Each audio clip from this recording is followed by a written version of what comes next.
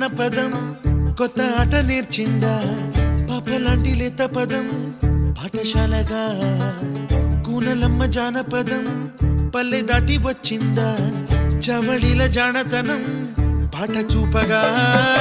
కుంచెలో దాగే చిత్రాలు ఎదురొచ్చేలా అంతటా